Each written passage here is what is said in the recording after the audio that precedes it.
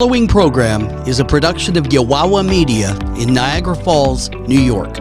The opinions expressed in the following show are those of the participants and do not necessarily reflect those of Yowowa Media or of our sponsors.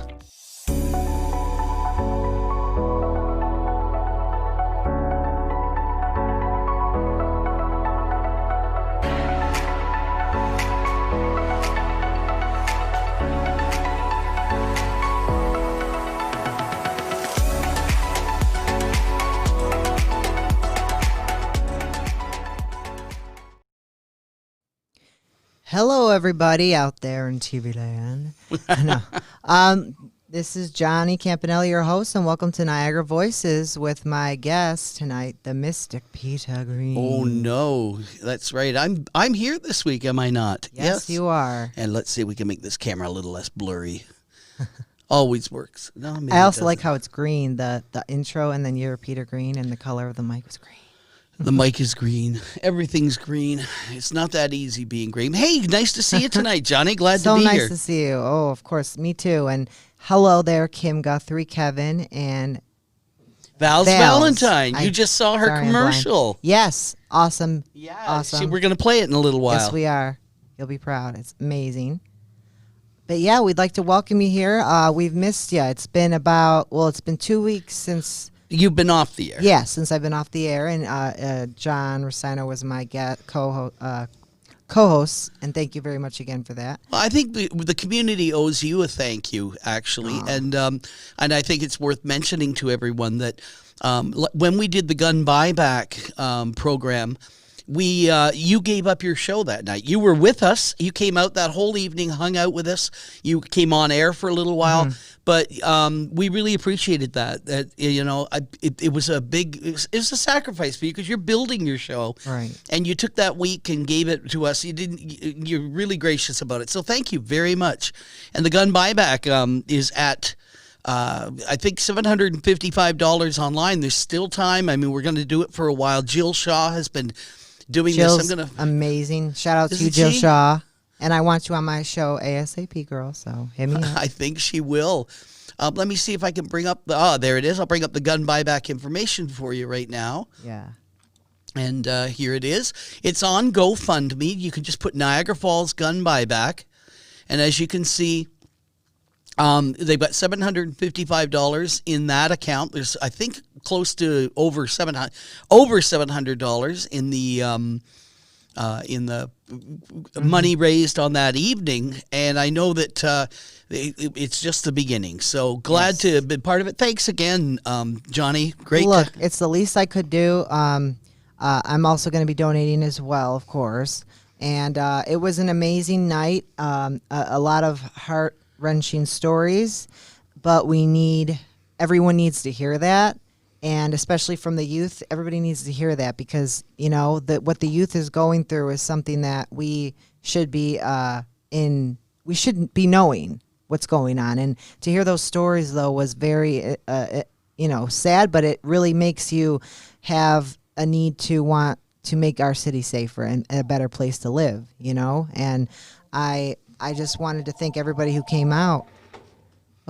Is that mine? Oh, I was like, we have a caller. No, we do, but it's our I forgot to mute the in-studio line. It's too far away to get to. So normally it's just it's actually the line we're going to be shifting over for our phone-in line soon. It sounds nice, like a. Well, that's our electronic phone, but it's normally we get telemarketers and scam callers, and we try and record them. It's so much fun. Lovely, yeah. Yeah. So All right, hey, it'll John. be over in a moment. A lot of good people are signing on with us. We're also on YouTube, and we'll be creating our own YouTube channel for Niagara Voices this week. So by next week, you'll be able to find it right under its own name. Yes, and I have a link to, or I have a post on my Instagram and my Twitter and Facebook just to go, type in Yowowa Media on YouTube, and you will find the channel. And, and hopefully, and then like I said, I'd love to help with the Twitter account as well. I'm pretty good at getting the followers going, you know what I mean? Well, give the phone number again, yeah. Johnny. So, and we would love people to call in tonight. The phone number is 716-998-3320. Again, it's 998-3320. What our topic is today and what we really wanted to talk about is something that Peter and I are both interested in, is the legacy of Love Canal and Love Canal in general, and what's happened in the past and what's going on in the present, how it's affecting us, how it has affected people, and then in the future, what are we gonna, how are we gonna keep this from happening again or getting worse? And we'd love to hear anybody who lived in Love Canal, lived any health issues, or knows of anybody that was affected, not only physically but even monetarily. Please call in and just give us your story, and even you can even, if you don't have a story, you can just give your opinion on it as well, because we love to hear anybody's opinion. Well, we went out on a field trip today, didn't we? Yes, we did. I have the fun of getting to know him. By the way, hi, Robin Rustano. Yes, hey, Robin. And Barbolin's here. Val's is here. Like I said, you're going to see your Awesome commercial. Your commercial. Yeah, awesome. We've run it on John's show. That's where it was targeted. But it went on Tessa's last night with her agreement. Everyone wants to support. So that's kind of like, I guess a little pitch for Yowowa is that we are looking for sponsors. We make the commercials for you. We'll make them exactly as you want them. But we'll give it as much exposure as we can. Even if the contract is for X number, we put it wherever we can. So Kim Guthrie, great to see you. And Kevin Hutchinson, those guns have to get off these streets. Kevin, you were the first one to come down here, make a donation a couple of weeks ago on a Sunday night. Thank you so much, too, for that. You started a fire there. So back to where we went on our field trip today. And I get to hang out with all the hosts here and get to know you all. And I know, you're Johnny's lucky. Developing this show. And as Yes. you're watching me here, I'm going to bring up a video. And what Johnny had written, when was it, in high school or college that you did the It was program? college. I think it was junior college. So yeah, it was in Trip. I did that paper. I still have it. I gotta go find it. And it was a paper on Love Canal. Yes. And of course, I've been involved in the tourism industry for so long that I actually do some programs on what we call the toxic tour, or the contamination of Niagara County, which is pretty brutal. Yeah. But I was quite interested in how passionate you were. And I have to share with the viewers tonight the fact that you were very well spoken when you were there. So without further ado, it's only about a minute and a half long, but this is Johnny outside of the community center on the periphery of Love Canal, and he was describing his experience as a kid. So just so people can see what it was like for you when you were out there. And this is kind of a teaser for everyone to let them know we're working on this documentary. So here it goes.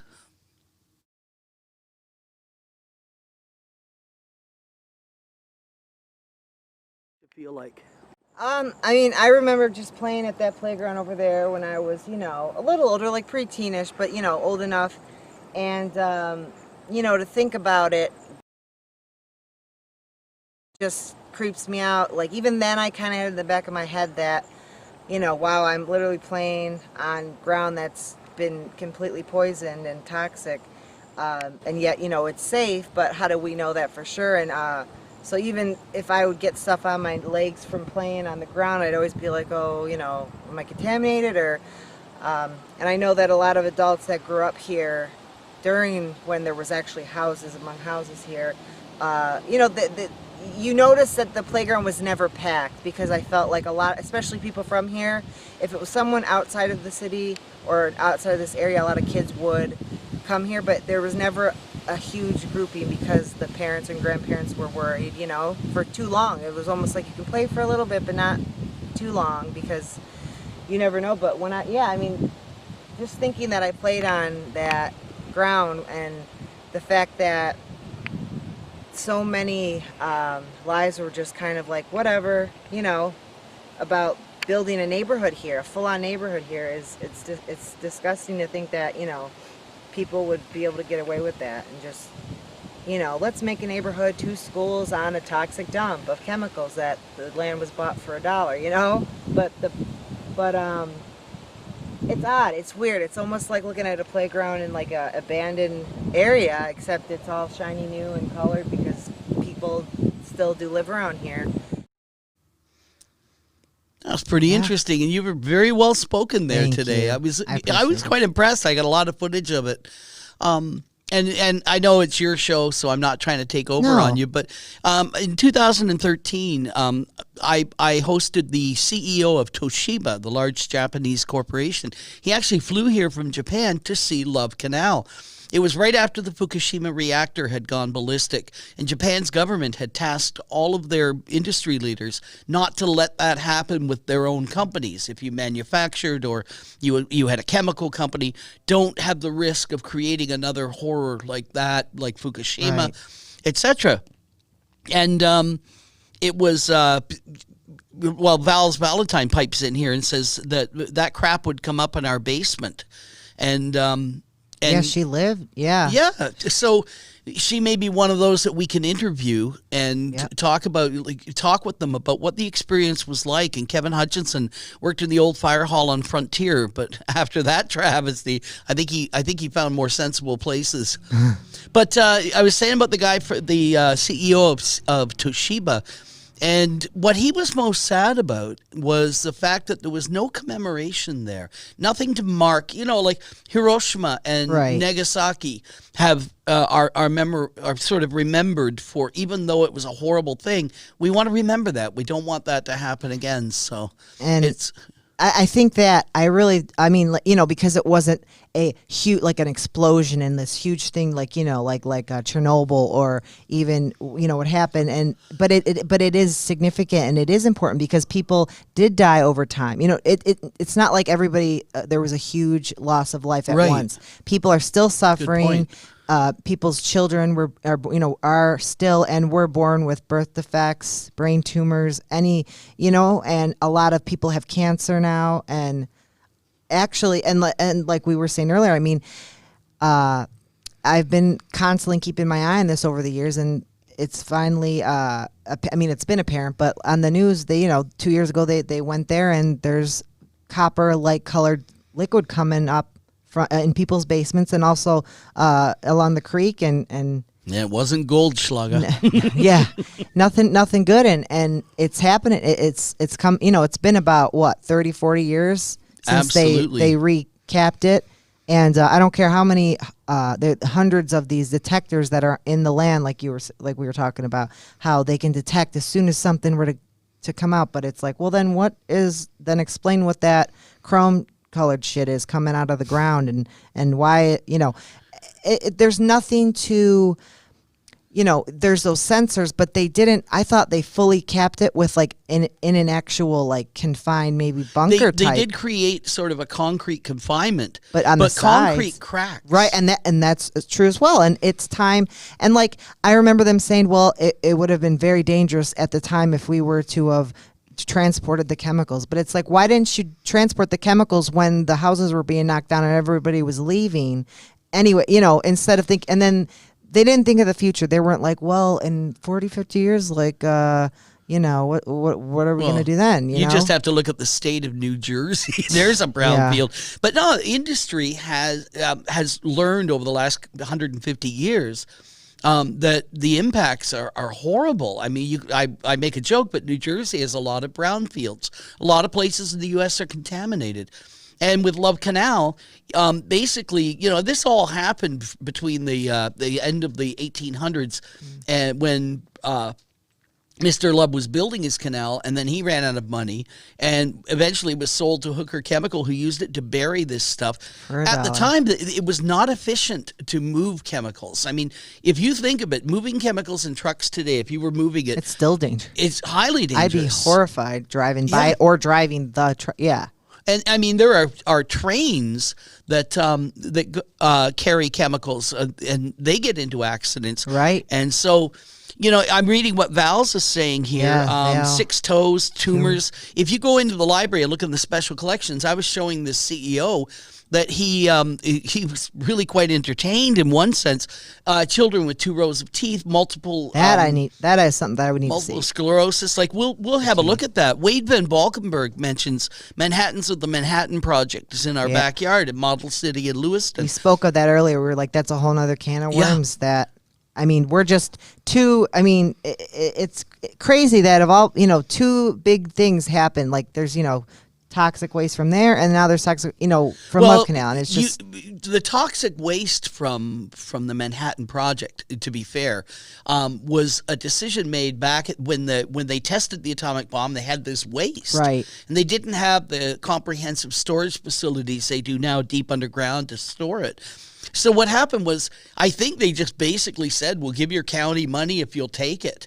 And of course, a lot of counties saw it as but remember, at that time, the full effect of chemicals or radiation was not known. It was suspected, but not like we have today, where we can track down. Like Chernobyl, really. Well, that happened after Love Canal, Chernobyl. Oh yeah, Love Canal was like number 1 or number 2 in the world. And Chernobyl was, I think, 86. Or something like that. And I was just saying earlier how that was such an eerie. There's so much footage of that, and it was just a sunny day, and there was no huge fire explosion, people running away. It was just people leaving on the buses. It was very calm, but no one had any idea what was the poison that was coming out, and the can't think of the word right now, or radiation just pouring down. Right. But like we were saying about the little having a monument or something to remember the things that had happened there and the people who have died and are suffering. It seems as though we only want to give a plaque or a memory for a thing that was massive, and you don't. We can have memorial plaques or statues for things that weren't as catastrophic as say for 9/11, but there needs to be a remembrance, because not only would it be a remembrance for people, but also the fact that this was a major event in our country's history and in the world's history, and it's known as one of the worst nuclear disasters, and the fact that it's so scary. It's like a horror movie. You think of it. There, two elementary schools, neighborhood full of new young families, baby boomers. It's literally like a setup for a horror movie, right? Yes. And then there's that big thing of gunk right between the school and some of the backyards of the houses. And who would have known that it's not? People, like you were saying, people were used to probably hauling their trucks around or even working in the factories, and just not really caring, thinking it's just muddy water or something like that. But to know that the beast that was there the whole time and would rise, and then there was people though that knew what was there and just could. I mean, if they had a heart, they probably never went there, because I don't know how you could go by a place and see kids frolicking in the back of the schoolyard or in their playgrounds and know what's there. What they're getting into and what's going to happen. So that leads us then, the reason why I was excited to be part of tonight was because of when we talk about the legacy. First of all, Kevin Hutchinson mentions I worked on the CWM landfill after that on Bulmer Road in Lewiston. Kevin or Val's, if you live there, please call in at 998-3320. Please, we'd love to talk. What we want to do with the documentary, I was very impressed. Like I said, John came up with me today, Johnny Handsome, they call him. Yeah, Johnny. Yeah, we even have that on YouTube. It's Johnny Handsome. Yeah. Anyway, I'll tell the story one day about how I got that name. Yes, we got to hear that one. But what happens with the legacy is, what do we think of when we're pouring water out of the tap? Because a lot of what's being suspected now is leaching of that chemical into the river. And that river from here on to the Atlantic Ocean is the drinking water supply for millions of people. Oh, yeah. It's not just our problem. It's not just Niagara Falls or West New York's problem. This is going to be a massive problem for many, many people. And I wanted to just bring up, can you imagine this reality that I remember my uncle was telling me, my cousin, my uncle's cousin, so relation, but they would go and play at their friend's house in Love Canal, and then they'd come back and tell them stories of how, they would, some other people told me this story about how kids would, throw dirt at their houses and it would like spark and explode. My cousin would come, my uncle said that when his cousins would come home from playing there, their shoes would be half melted. People remember seeing blue sparks come out of the ground in flames, and this was just like, I mean, I couldn't imagine. I'd feel like I'm in a movie or like a nightmare, or at a Mayor Rustino press conference. What did you say? Right, like that, yeah. or it's just that, and it interests me. And I said, I'm a visual person, but like I would have loved to seen that captured on film. And I feel like that maybe that would have even helped to bring the case of how serious this is to the nation more if there was footage. But we do have people who are alive, and we do have footage of the people, like I was saying about all those wives. They were not going to say no. They were not going to take no for an answer when they went to the mayor's office. Well, they took hostages from the federal government. Yeah. And I mean, they were pretty extreme. Lois Gibbs was a guerrilla. No, and I give her all the credit. GUERI. Yeah, it didn't. And I know I think she lost a child from an illness due to Love Canal. And, like I said, we would love to interview her and talk to her. But I would love to learn from her so I could help to try and continue to keep, Love Canal from literally ruining anybody else's lives. It's already ruined so many people's lives. It's killed people. It's still ruining people today. But if there could be a way where we could find a better proof way of, I just wish there was a safer way we could implement a safe type of bunker to put that all in. And you know what I mean? If that constitutes moving people around a certain amount radius for a certain amount of days or weeks, I mean, it's going to be better and beneficial for everybody in the end. And like these are things that we might kind of have to sacrifice or go through if we really want safety and a change, I guess. Yeah, that's a good point. So what John and I have talked about today, and Johnny's going to spearhead this, as I said, is those of you, and I'm noticing that Wade Van Valkenburg was talking about he would walk, when he was 11, he would walk past a fenced-in school, and when he recently looked at the same location, he went back and saw it because he lived near there for a period of time, and he saw a girls' softball game going on the same site. And this is what we want to know. What does this do to you? My little league. Does it make you your little league? Yeah, I mean, there? I was, like the field that's right across from the community center, that's right in that same, we would play there, and the community center, we would take our photos there, and we were always in that area as kids. Yeah. So what are we exposed to? Not, of course it's not as bad, or how do we know? Because we should be kept up every 6 months to a year, like knowing publicly, at least our city, like what is going on in the levels of things. But being truthful and honest in that, then I'm sure they'll reveal that we need these removed yesterday. I feel like we're never going to get that true answer. It's just going to be a fight until we can just for sure get them moved or put into an actual safe place that'll stay safe for a long, long time, because there's faults in everything, and I just think that it's going to be hard to get the truth. But the fact that Wade was saying that, it makes me think of when I was in Little League and I play on the field there, and I have memories of running around there all the time, and as a little kid, I had no idea. How many rows of teeth do you have? Yeah, right. Like, oh yeah, hey, yeah. How many rows do you have? I have 3. I have 4. That'd be something to see, though. I could not imagine actually seeing that. Because I've heard of kids or people I'd see kids with like an extra tooth here, maybe, or. Well, yeah, but the fact that. We'll have to show you that way. Yeah. And we're going to continue this. We're going to keep talking about Love Canal on and off. I don't want to dig up a dead horse or drag a dead horse or whatever they say. Barb Boland, that's, of course, Ohio Barb. He said that Clyde, Ohio is another one of these toxic sites. Where you have industry, you have, whether it's chemical industry, steel making, down where Bethlehem Steel was in Buffalo has a lot of contaminated soil, brownfields, and they have to be remediated. And you're right, the containment that's that's been placed around, that we believe has been placed around the Love Canal site.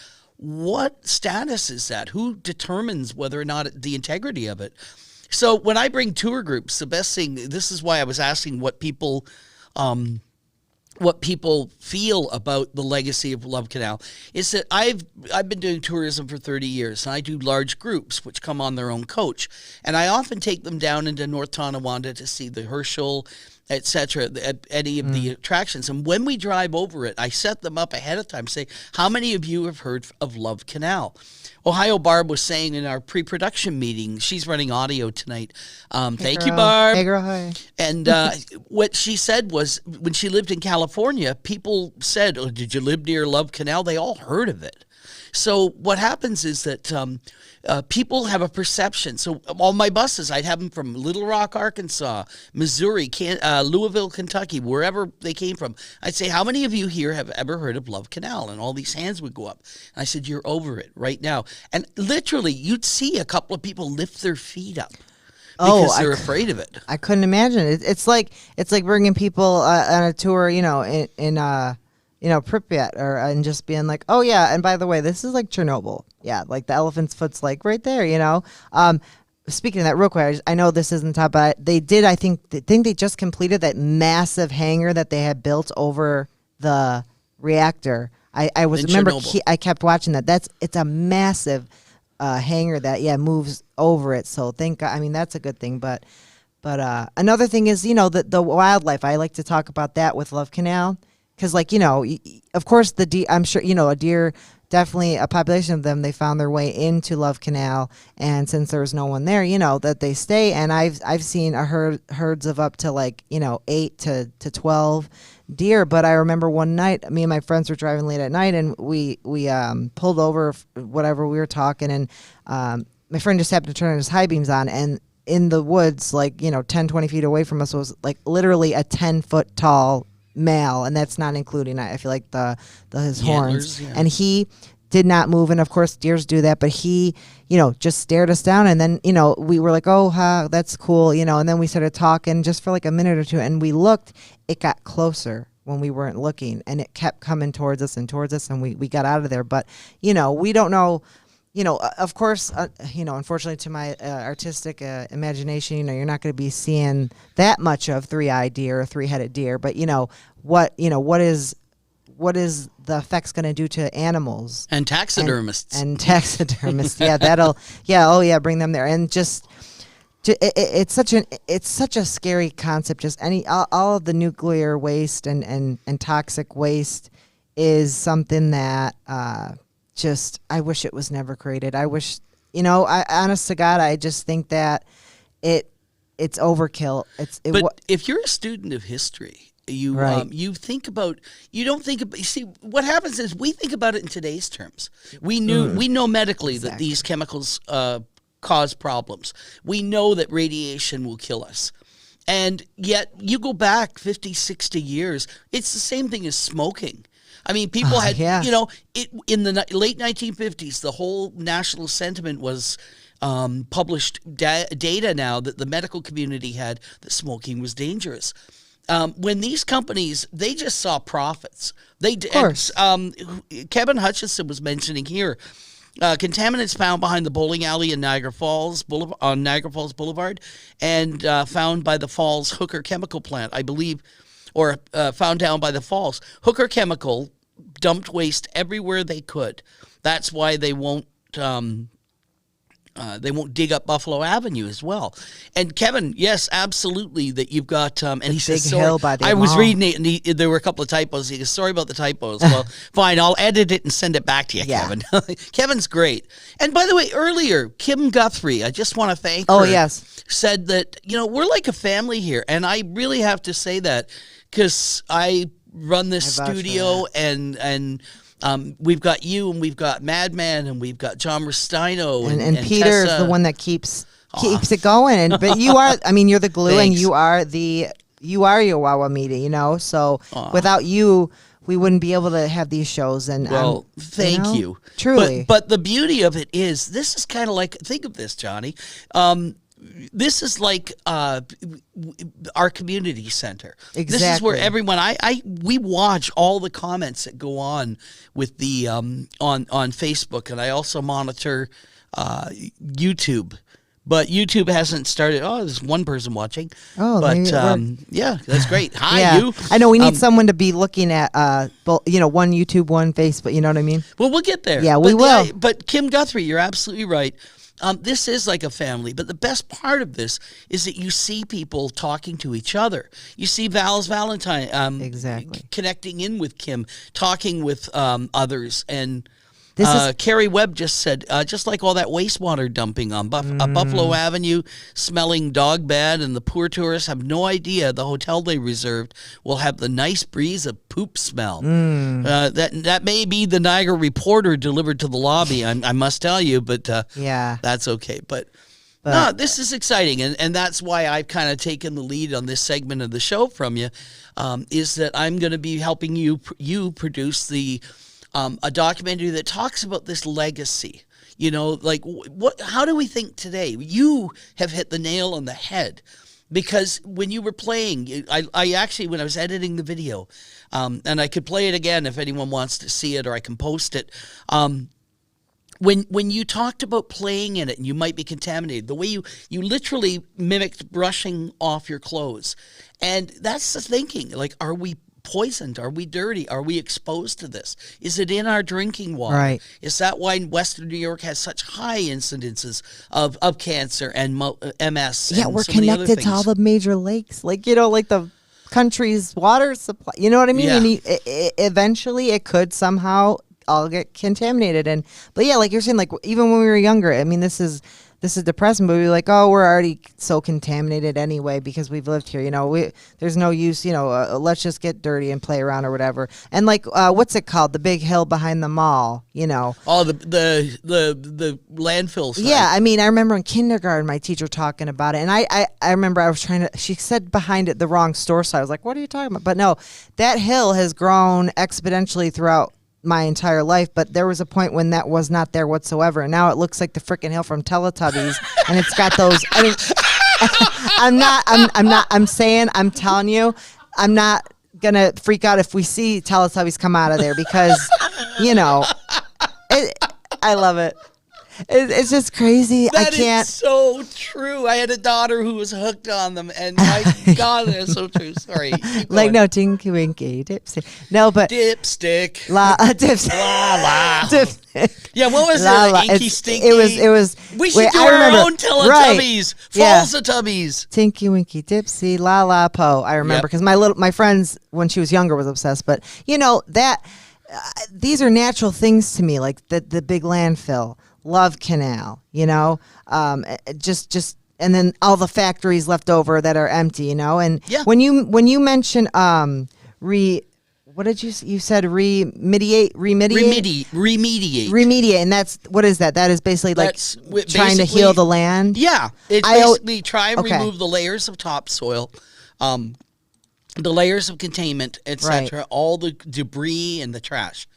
And then restore it to something that people could operate on. So that's what remediate. That's what I wish we could do that like now with, like I said, the factories that we know are not going to reopen and shouldn't because we got to be done with anything chemical factory that we really do. If they could deliberately, to bulldoze those unused factories and slowly do that, be by remediating the land. And I mean, it might take a long time before businesses or people are willing to build on there, but like, hey, we're why not? I mean, they're just eyesores there. It's just that we don't need to heal our city. We truly have to heal like our cities, earth, like our earth. We need to heal this is our earth. This is our area. And that just made me think of when we were driving by, Love Canal, and it was a very pretty day today, and all the leaves are still changing there and everything, because nature will always prevail no matter what we do to this earth. And like, a nuclear bomb, eventually nature takes back over. And so it's like Earth's going to do fine with or without us. Personally, I think without us. But I'm just saying, we are not the keepers. Like we are just here. Yeah, like we're guests. We are stewards. Right. We have a responsibility to care for our environment. Right. And like guests. Right. And unfortunately, like I always say, like we can't say we're the top of the food chain in this world, like, or we're we're not the smartest, clearly, creature on this planet. You know what I mean? And I think dolphins and orcas and whales are probably smarter. They're in the, you know what I mean? Because the echolocation and the smarts in the sense that a lot of animals have, they can't communicate it, but it's just crazy to think that we are the top because we have the intellectual capabilities to make weapons and to keep things opposable thumbs. Right. But if any of the other animal species, like lions, got to learn how to talk and use weapons, or we wouldn't be there anymore. But my point is that we're making fools of ourselves, and I'm sure if any extraterrestrials are out there, they're probably, like, God Almighty, we have to wait another million years before we can actually go down there and have an actual conversation with them. Or until the Leafs win a Stanley Cup. Yeah. Oh yeah. Just the fact that, like, we as people, we are more primal. We're way more animalistic than people think. We are animals still, and we have to realize that. And greed is something. Greed in the city is just clearly not done a lot of good for us. Maybe for the families. Point. Yeah, greed. People making money don't rock the boat. Right, and it's like, we could be making more money, but we're making a good amount. And I don't want to risk any change or give any more money to people that maybe could use it. And it's like, come on, like Christ, like.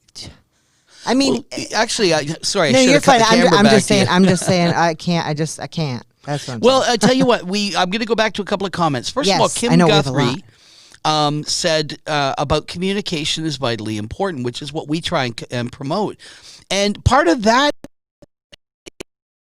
the number is 998-3320. I'll repeat it in another minute. But before I do, I'm just going to say that Donna Ryan was saying that that's the hill I'm talking about, the one you brought up, the Teletubbies Hill. Okay. My water smelled like the hill. We're aware of this pollution. And when Donna worked on Porter Road, it said when it rained, it smelled so bad. Absolutely. Robin says, my father had MS. My grandmother died of leukemia. And both times the doctors told us we're in the top 5 areas in the country for those afflictions. I'm sure we're like 1 or 2. I mean, we got to be, top 3. I mean, it's just ridiculous. And it's so sad because it could have been prevented, but people at one point just did not decide, they thought their money, their well-being was more important than those of thousands of people that would come after them. And I think that generations need to really, truly think about the future generations. And also because, like, it's like, oh yeah, screw the generation, that'll be like my grandkids, well, they're going to be taking care of you. So if you don't leave them any good stuff, they're going to, you want to live a nice elderly life, like maybe, make sure you look out for your generation. But yeah. Hey, Johnny, I'm going to, Val's just put up a really nice little thank you to us for doing the commercials. Yes. Or she put up a promo for us. Let's run Val's commercial, take a minute, about a 45-second break here. And I'll actually load it properly. And we'll be right back. Poverty, mental illness, abandonment, and neglect hits the hardest in any city. Not just a city of wonders. In Niagara Falls, New York, you don't have to walk alone. All it takes is one person, one hand reaching and giving hope. Reach out your hand and help provide that hope through the Help Center. When we give to our vulnerable, our lost and broken, we help build a better city. Consider giving to Valerie Smith's The Help Center, 324 Pine Avenue in Niagara Falls, New York. Telephone 716-285-1677. Thank you.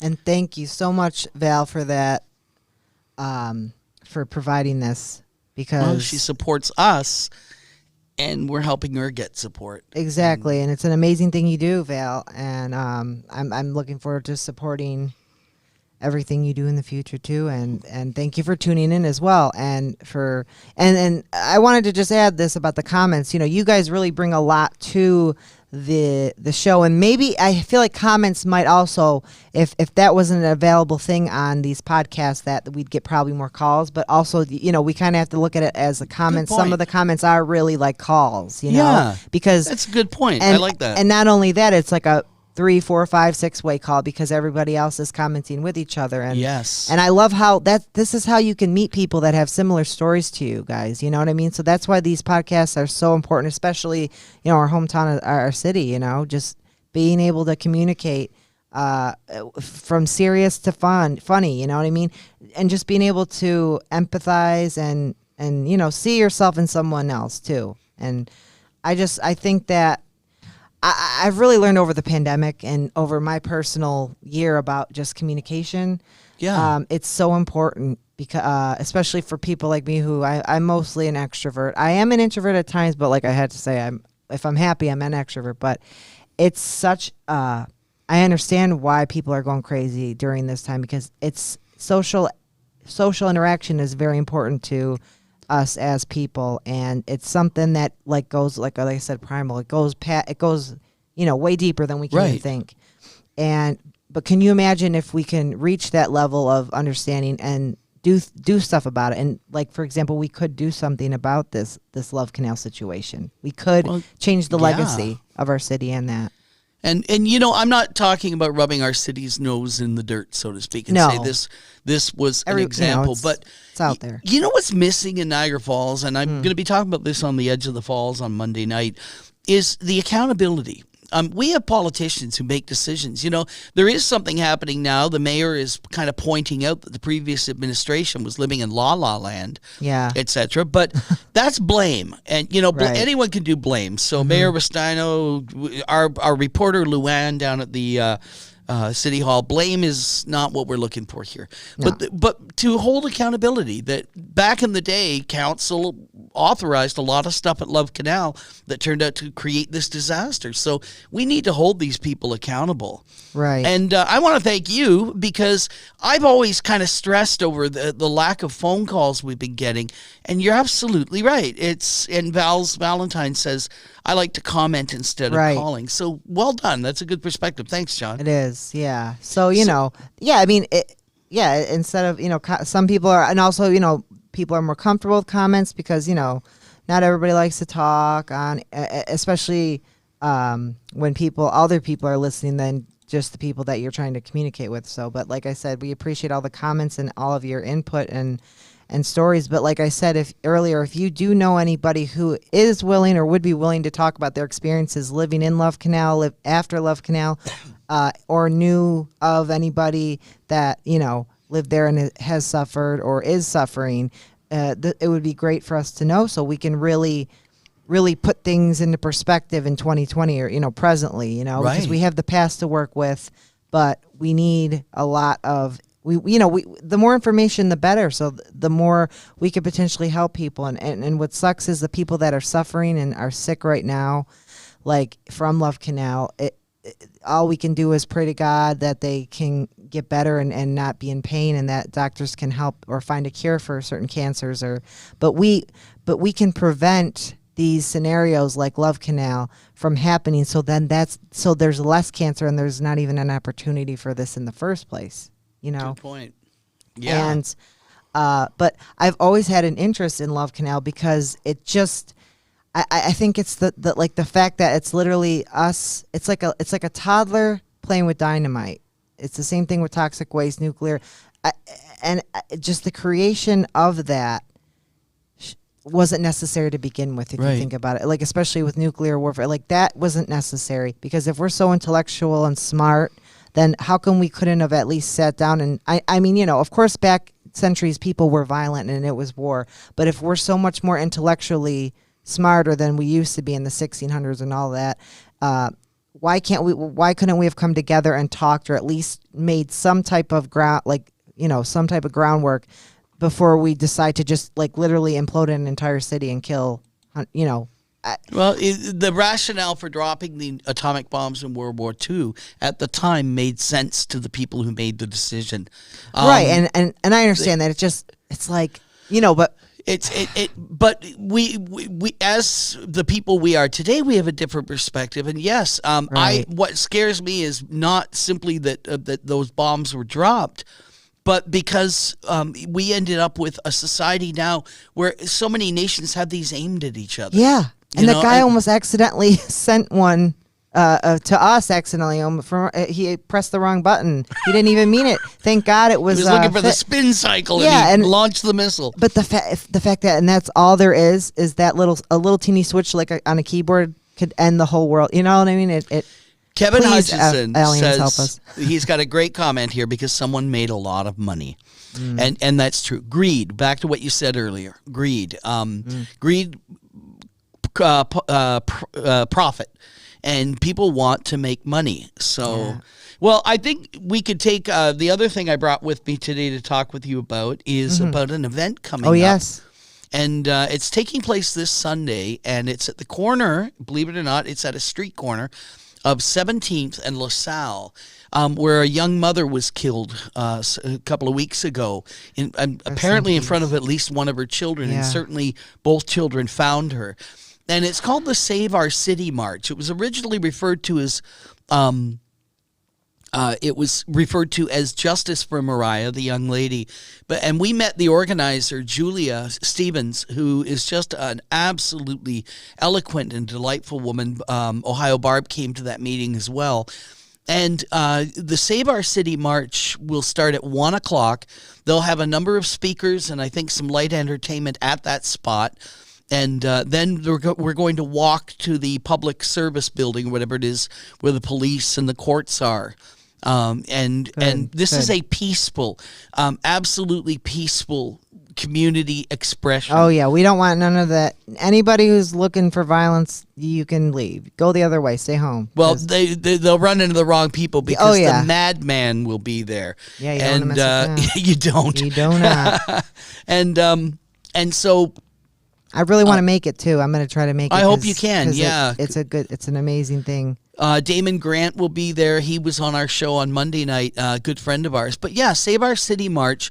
It's a chance to really voice that we as a city, not people of color, not people who are us white, as a community. Yep, we're one here, and one day we'll realize that. Right. And it is coming. I'm seeing it happen. I'm seeing little bridges being built, and we will be there on Sunday as well, and we're providing some audiovisual support as well as we're going to be broadcasting live from it with a camera and a laptop so that we can get an idea of the scope and scale. But we really hope you'll come out. It's, when you come out to something like this, something I've learned, I don't know how many you've been to, John, but I'm sure you've been to enough things that when you're at an event like that, you can talk with people. You meet people. It feels like, you feel good. Like, it's not even like I'm just saying, like, you feel like a warm feeling of just community and camaraderie. And I wanted to point out something you said, though, about how we are just human, and how I feel like it's really, truly culture is what separates us. Like I said, you can grow up in a neighborhood that's not of the people of your race. It's culture, and it's people's fear of that taking over their culture or their place that is the main issue. When in reality, everybody's goal is to just share is to share each other's culture. Nothing's taken over nothing. No religion's going to do this. No culture or race is going to doing that. If we can just realize, like, we're all just trying to, America is a melting pot, and that term isn't, used lightly. Like, everybody's culture from all different countries, all different walks of life comes together, and we can be free and explore and experience cultures, and we should be able to safely. And also, I think we need to find more ways to, make it easier for kids and adults like you and me to be able to explore culture and people. And I think that by coming together, like for the Save Our City March on Sunday, this Sunday, by the way, it's just, you get that feeling of camaraderie, and hopefully, in memory of Mariah, rest in peace, we can just bring some happiness, and bring some safety for however long we're there. And then just hopefully we can run with it, like I wish love, affection, and care was as addictive as, opiates and drugs are. Honest to God, like, I wish that just good could finally be the addiction and not good way to put it. Like I said, I wish love, affection, and empathy could be more addictive than it, but we haven't gotten there yet, I guess. And I think it starts with each other. Yeah, I think if we walk alongside someone on a street and and we start with just talking to each other, That's communicating. it. You know, All it's we what gotta we do. were set up for here at Yowowa. Was Yeah. we wanted to give an opportunity for people to branch talk. out. Yeah. Oh, John Rustino, he's asking who the madman is. Your worst nightmare, dude. No. I mean, I'm crazy, but like I'm not the madman, but I am crazy. So I Nope. don't know if you're asking about that. No. He I knows know. Brett very I well. know. We're Oh, good I know. friends. But I was just subtly trying to say I'm crazy. no, but Johnny, you're an authentic voice. I mean, I'll Thank be the you. first one to tell the audience and everyone else that you want to be a communicator. I'm Yes. watching you tonight, and tell me, make in the comments if you've watched this before. Is Johnny not more poised, and meaning you're carrying yourself a lot more I feel comfortably? more comfortably too the way I'm sitting with my pen and my Yeah, notepad. 'cause but that's- you're speaking. It was this afternoon. I watched you on that video, and you were speaking really well, right off the heart. Like there was no script. You didn't ask me what to say. You just started talking, and I'm sitting there going, "Wow, this is the young man I'm looking forward to see grow in this show." Thank you. And that's what we want to do. You know, Val said she was trying to. She needs to get out of her comfort zone. Vals, you're out there feeding the hungry and helping the poor. You're And doing your exactly. due diligence. That's- Exactly. But at the same time, Kim Guthrie just points out that you're so Aw, knowledgeable. Thank you, Kim. I know. And Kevin Hutchinson says he's not crazy. His mom had him tested. And It's fun to be I- crazy. Oh, Kevin, you can't hear Ohio Barb laughing in the background. She's having a good Yeah. one. But no, you are, Johnny. And Thank you. I'm not here to flatter you or to patronize anyone. No. This is what we were designed for as a company, is that, you know, we've got John Rustino with Citizens United on Wednesday evenings at 6. And John is such a natural. He's been in with Oh, you, yeah. and he's great to work with. But He makes you feel comfortable, yeah, too. and he engages great conversation. And Him and Robin are both such lights. They're Yes. just light. They help. They just bring just friendliness and love. And I just also want to mention when you were saying that, you know, I've always I think my biggest insecurity is the sound of my voice, because it's different. But like, you know, it's not as deep. And I've always said, oh, I wish it could be deeper. But then a lot of people have always said, though, but your voice is distinct and it's ear catching, in the sense where it's like, if I just appeared on the radio or the TV, like, it's ear catching, you know, whether or not you like it or not, it's distinct. It's not just it's the honest, average. John. You were saying that in the car today when you brought up that newscasters, you know, they'll be like, thank you, Kevin. they'll be talking like this. Oh yeah, they'll be like, okay, Yeah. normal, and then all of a sudden action. Oh, Yep. today in the news we have a car accident that happened. And I'm trying to think I- of who you sounded like there. It was kind of funny, like a cartoon Yeah. character. Because But you're right. I asked people that, like, going to school for journal, like when I was going to school, the girl that was a newscaster at the time, you know, she's talking normally, and then you know, she did a little, like, how she would report whatever news we gave her, and then she just did. And I said, why? Like, it's not like I understand enunciation and like the whole thing about, like, especially how they send a lot of people here to learn how to not have an accent, but like. Right. But it's not the enunciation. It's literally like the voice has changed, and it's so Oh, yeah. it's I worked in radio for a bit. I Yeah. know John works in radio. it's fun, or worked I in radio, understand but it. He doesn't do that. Right. But But if what it's- happens is it's a clarity in the way he speaks that comes Right. through, and a great sense of awareness of the people around him. Right, and it throws me off when I hear that kind of talk, you know. And I feel like it's very like I was saying, it's not personal. It's very, it comes off. You know, you can't, like, it's almost like you can't take them serious. Or you're laughing at them, or it's not authentic, you know. Right. But I understand, like, but like, it's fine if it's a fun show or like a radio station for music. That's cool. Like, if you put on that act, but you know, if I'm gonna hear the news, I want your genuine. You wanna genuine hear human voice, voices, and the I ones want we talk to on the street. I want to hear that when you're giving factual information. But nowadays, the news doesn't. So I guess we can't ask for that until the factual part happens. Right. News. But you know, regardless what's happening now, authentic voices, great, some really great interaction on the comments too. I'm sure you see them. Yeah, I can't keep up. I'm usually good with them, guys. So I'm Well, sorry. I'm kind of throwing stuff at you too. So Hey, it's multitasking. we hope you'll be there for the Take Back Our City march on Sunday. Yeah, That's stop at by. 1:00 It's a at good 17th cause. and LaSalle, and we're expecting a good sized crowd. And And we're going to keep going with the what do you call it, the gun buyback. Let's not forget that. Just take the cost of a couple of lottery tickets or something and put something in, because everyone was anything, any donation. Don't worry about 50 or 100. Anything. Don't be embarrassed or because there's no need to be. Any little help is just showing your heart's there for it. And Tessa Del Zoppo just joined us. Hi, love. I love you. I miss you. Oh, what a show she does. I mean, it's I know. Absolutely. On Thursday evenings at 8 o'clock. I need to come in and be here for the show. Well, I need you got to talk to her because. Oh no, I am Tessa. You know what? I want to come watch you. In all honesty, though, a lot of people ask about coming in on that show. Yeah. And Tessa puts out a tremendous amount of energy to interact with people. And so when anything else that's in the studio excessively and it's tiring. Yeah, we actually scaled down the number of people in the studio to give her that kind of piece. Because the more people in the room, the more energy and spirit she's going to feel. Because there's more people, meaning there's spirits. There's a big potential spirits of the people that are here extra are going to be coming through instead of people who she's trying to tend to on the phone. So I understand that, but or after I'll come over and then we'll hang out or something after the show's ending. Well, we're going to create some opportunities for people to meet each other. But no, Tessa's show is out of this world. Awesome. Actually, literally.